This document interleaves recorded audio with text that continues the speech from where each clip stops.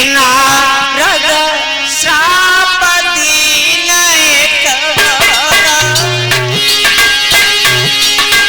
नारद श्राप दीन एक बारा, कल्प एक नहीं लगी अब तारा सिया रमन की जय, राजा रमन की जय, रमन की जय, रमन की जय।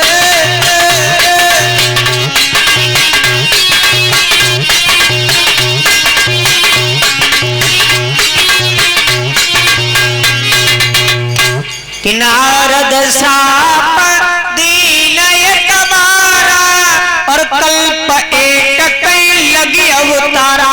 एक बार ब्रह्मा के पुत्र देव ऋषि बाबा नारद ने भगवान को श्राप दिया। क्यों दिया? क्योंकि महाराज कहा यह जाता है, गिरिजा जी ने जो ये सुना कि भक्त कभी भगवान को श्राप दे नहीं सकता है, क्योंकि महाराज के गिरिजा चकित वही सुनवानी, और नारद भी सुन भगत पुण्य ज्ञानी। नारद तो भगवान के इतने बड़े भक्त हैं, और भला नारद भगवान को श्राप क्यों देंगे?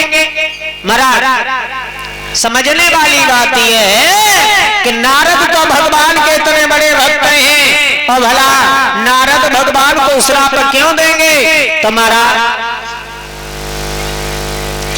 कभी समझाता हुआ कहने लगा, नारद जी ने श्राप दिया। क्यों? क्योंकि एक बार बोले देव ऋषि बाबा नारद ने घनघोर तपस्या की, और घनघोर जब तपस्या की तो देवताओं का राजा इंद्र घबरा गया, और जब देवताओं का राजा इंद्र घबराया तो कामदेव को भेजा, और कामदेव ने वहां जाकर के अपनी माया दिखाई। क्या दिखाई?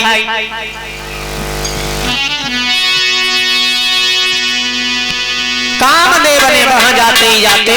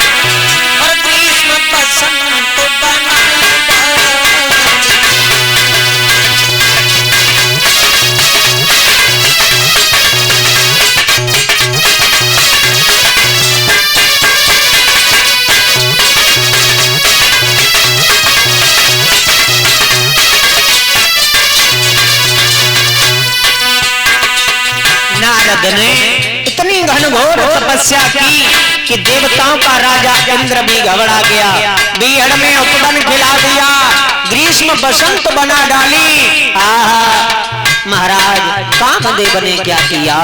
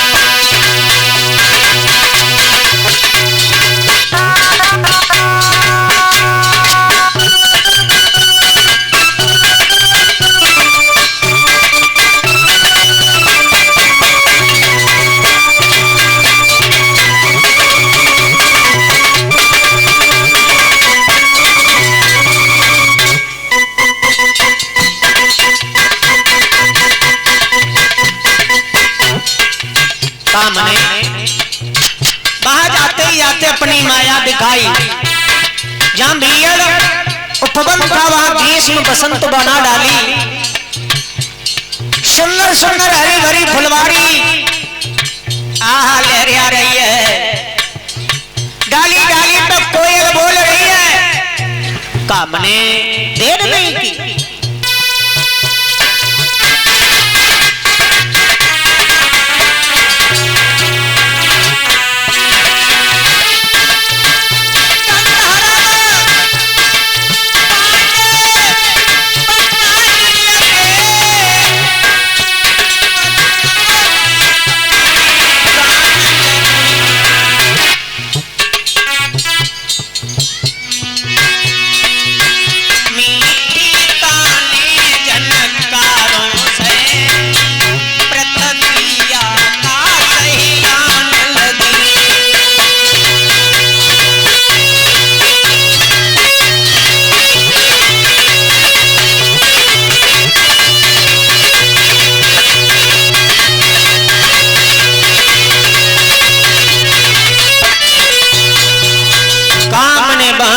जाते अपनी माया दिखाई।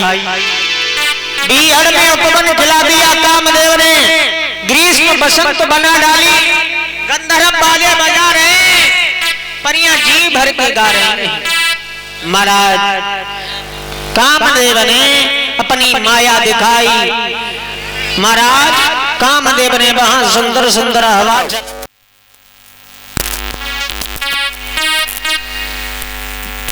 कामदेव ने क्या किया?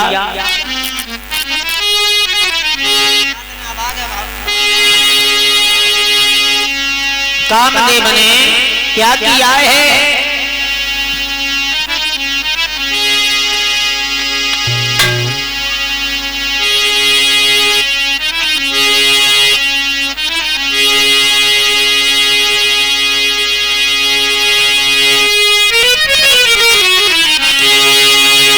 कामदेव ने क्या किया कि चली सुहावन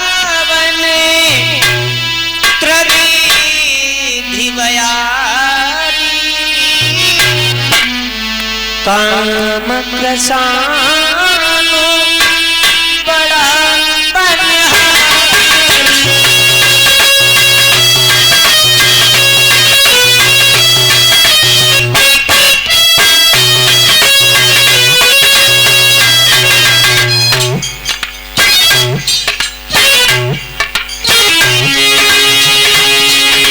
कामदेव ने बड़ी सुंदर सुंदर हवा को चलाया। और जब हवा चलाई और वो ठंडी ठंडी ब्यार के झोंका बाबा नारद के शरीर में लगे। हुआ ये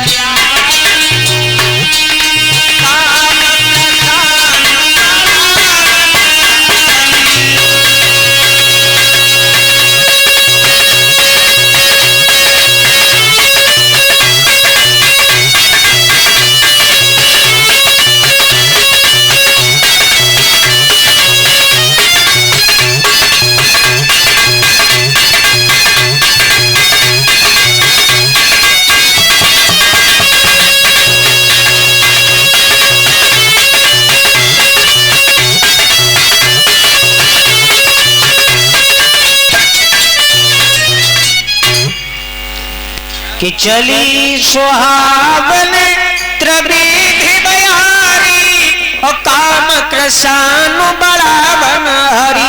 बड़ी सुंदर हवा चलाई कामदेव ने, लेकिन महाराज कामदेव ने एड़ी से चोटी तक की ताकत लगा ली, लेकिन महाराज बाबा नारद की समाधि को नहीं खुलवा पाए। और जब एड़ी से चोटी तक की ताकत लगाई, हार तक के कामदेव चला गया। चला है तो बाबा नारद की आंखें खुल गई और बाबा नारद ने कहा, कामदेव कहाँ जा रहे हो? कामदेव ने देखा बाबा नारद की आंखें खुल गईं।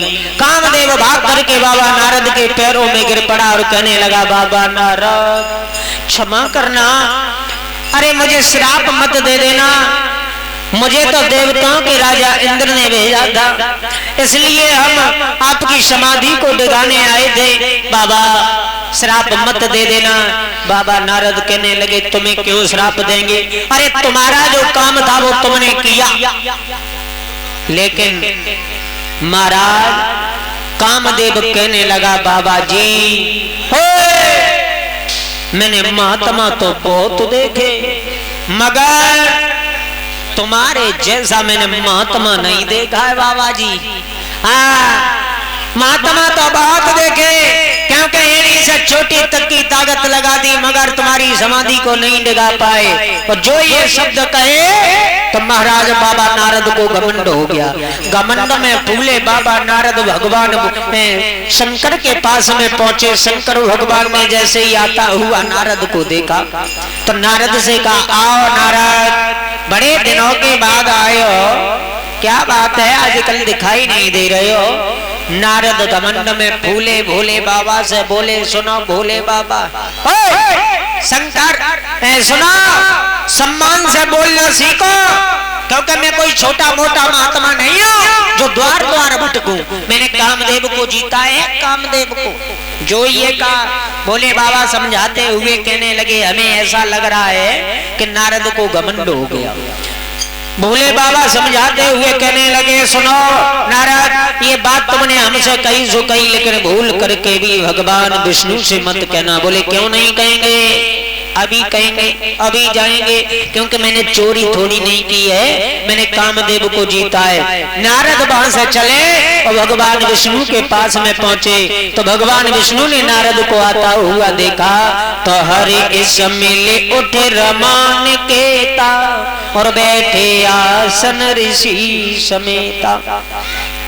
महाराज भगवान विष्णु ने जैसे ही नारद को आता हुआ देखा तो बड़ा सम्मान किया और कहा नारद बड़े दिनों में आए हो, बात क्या है। नारद के सारे शरीर में महाराज खून दौड़ गया। कहने लगे हमका कोई छोटे मोटे महात्मा हैं जो द्वार द्वार भटके, मैंने कामदेव को जीता है, इसलिए भगवान सम्मान से बोलना सीखो। तो भगवान ने क्या किया, भगवान ने सोचा हमें ऐसा लग रहा है नारद को श्राप हो, नारद को घमंड हो गया। तो भगवान ने सोचा कि अभी नारद को घमंड है, आने वाले समय में अगर भक्त को घमंड हो जाएगा तो आने वाला समय क्या होगा। तो भगवान ने एक माया की एक नगर को बसाया। उस नगर के राजा शीलनिधि हुए हैं, उनके घर में एक विश्वमोहिनी नाम की कन्या है, बड़े सुंदर राजा हैं। और महाराज बड़े सुंदर राजा हैं। नारद ने देखा नगर बहुत सुंदर है तो नारद उसी नगर की ओर बढ़े। सोचा क्यों ना हम यहाँ के राजा से मिलें। तो राजा के पास शीलनिधि के पास पहुंचे हैं तो शीलनिधि ने नारद का बड़ा सम्मान किया और कहा नारद आओ, बड़े दिनों के बाद आए हो। बोले कोई हम छोटे मोटे महात्मा नहीं है जो द्वार द्वार भटके। हाँ बोले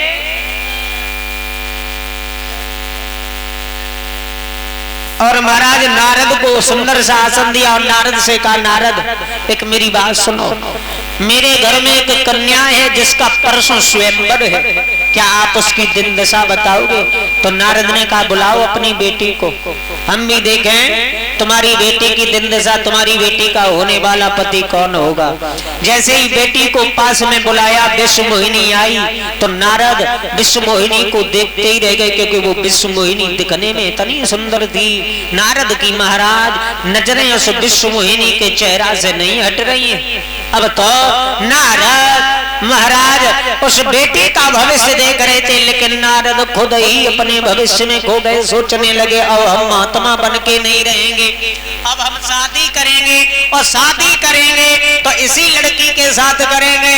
नारद ने उस लड़की का हाथ अपने हाथ में लिया और बोले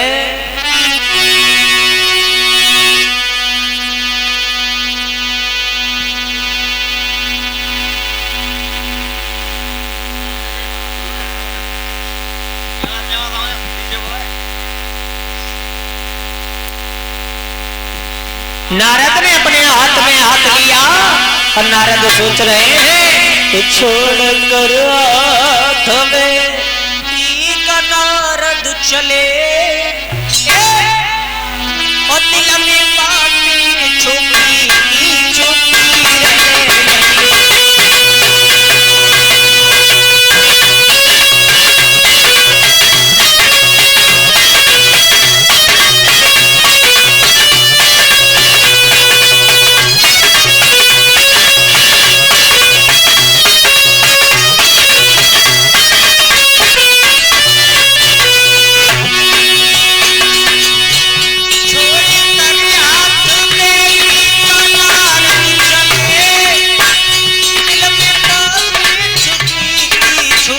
रह कुछ कह ना सके अपने मन की व्यथा बाबा कुछ कह ना सके अपने मन की व्यथा चलती दिल पे चोरी छुरी रह गई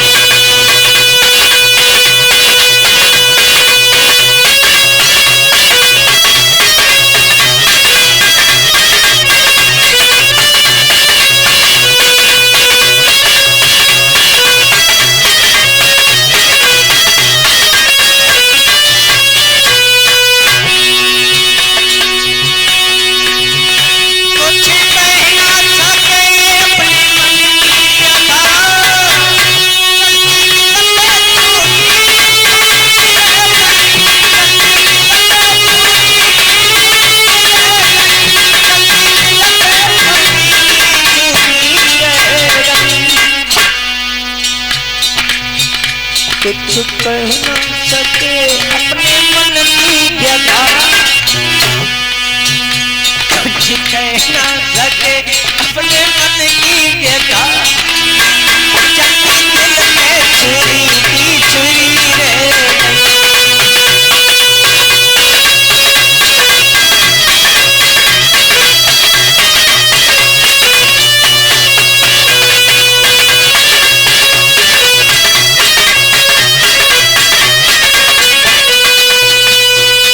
नारद ने सोचा अब हम महात्मा बन के नहीं रहेंगे, अब शादी करेंगे, शादी करेंगे तो इसी लड़की के साथ में शादी करेंगे। तो महाराज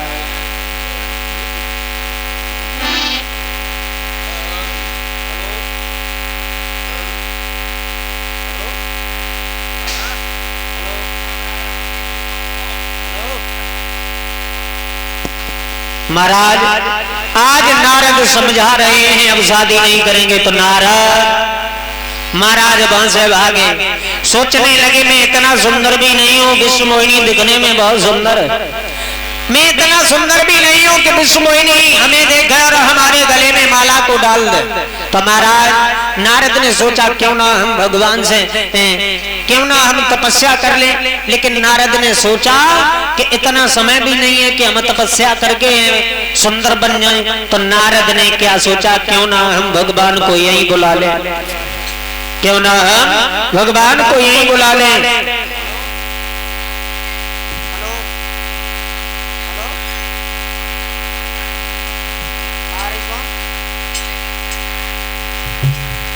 महाराज नारद ने सोचा, अब तो नारद भागे और भगवान विष्णु का ध्यान किया। भगवान विष्णु से कहा, भगवान आज मेरे हित में आप एक काम कर दो। बोले कौन सा?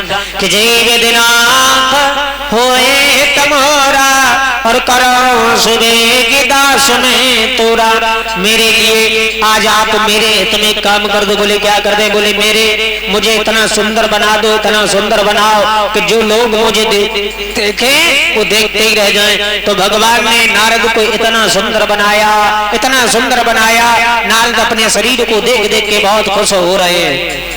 लेकिन चेहरा जो था बंदर का लगा दिया। भगवान शंकर ने दो गणों को साथ में कर दिया। स्वयंवर का समय आया, नारद सबसे ऊंचे आसन पे बैठ गए जाके। विश्व मोहिनी इधर से बरमाला लेके चली है, सब राजाओं की ओर देखती है, लेकिन किसी के गले में गर्दन, किसी की गर्दन में माला नहीं डाल रही है। तो महाराज नारद देख रहे हैं उचक उचक के विश्व मोहिनी मेरे पास आए, मेरी गर्दन में माला को डाले। लेकिन नारद की तरफ विश्व मोहिनी ने एक बार देखा, दोबारा देखा ही नहीं। तो महाराज भगवान राजा के भेष में बैठे थे, भगवान के गले में विश्व मोहिनी ने माला डाली और भगवान वहां से चले गए। नारद को क्रोध आ गया। नारद कहने लगे पागल है ये लड़की, भगवान ने इसे रूप दिया मगर इसे रूप की पहचान नहीं दी है? भगवान ने इसे रूप दिया मगर रूप की पहचान नहीं दी। माला हमारे गले में पड़नी चाहिए थी, क्योंकि हमें देखो, हमारी सुंदरता को देखो। पास में दो गढ़ खड़े हुए थे, दोनों ने कहा नारद तुम्हें क्या देखे, अरे तुम्हारा शरीर ही तो सुंदर है, चेहरा अपना कभी ठहरे हुए पानी में देखा है कैसा है? जो नारद ने भाग के चेहरा को देखा तो चेहरा जो था वो बंदर की तरह था। नारद को क्रोध आ गया, भागे। भगवान विष्णु मैया लक्ष्मी विश्व मोहिनी के साथ में जा रहे थे। कहने लगे रुक जाओ, तुमने हमारे साथ में बहुत गलत किया। जीवन में हमने तुमसे कभी कुछ नहीं मांगा था। जिंदगी में पहली बार मैंने सोचा था कि हम तुम्हारे साथ में हम अपना विवाह करेंगे, लेकिन तुमने वो विवाह नहीं होने दिया मेरा। अब हम तुम्हें श्राप देंगे। जिस विश्व मोहिनी के चक्कर में तुमने हमें क्रूप बनाया है, जिस विश्व मोहिनी के चक्कर में तुमने हमें बंदर का चेहरा लगाया है, इसी विश्व मोहिनी के पीछे तुम्हें बन बन भटकना पड़ेगा और यही बंदर तुम्हारी सहायता करेंगे। जाओ, मेरा तुम्हें ये श्राप है। तो महाराज इसीलिए कहा गया, ये विद्वान कहता है कि भगवान इसलिए आए कि नारद ने भगवान को श्राप दिया। भगवान ने अपनी माया हटाई तो क्या देखा, न वहां विश्व मोहिनी है और न वो शील निधि नाम के राजा है, न वो नगर है। नारद के जैसे ही देखा तो नारद ने महाराज ध्यान आया क्या है, अरे हम शादी ना जीना बिल्कुल नहीं करेंगे। अरे हम तो महात्मा हैं, हम तो हर वक्त भगवान के चरणों में रहते हैं, हम तो भगवान की सेवा करेंगे। महाराज अब नारद सोचने लगे हमसे ये क्या हो गया, हमने भगवान को श्राप दे दिया। भगवान कहने लगे जो होना था नारद वो हो गया, अब तुम अपना काम करो, और हमें श्राप लगना था वो लग गया। तो एक विद्वान तो ये कहता है कि भगवान इसलिए आए। अब आओ भगवान श्री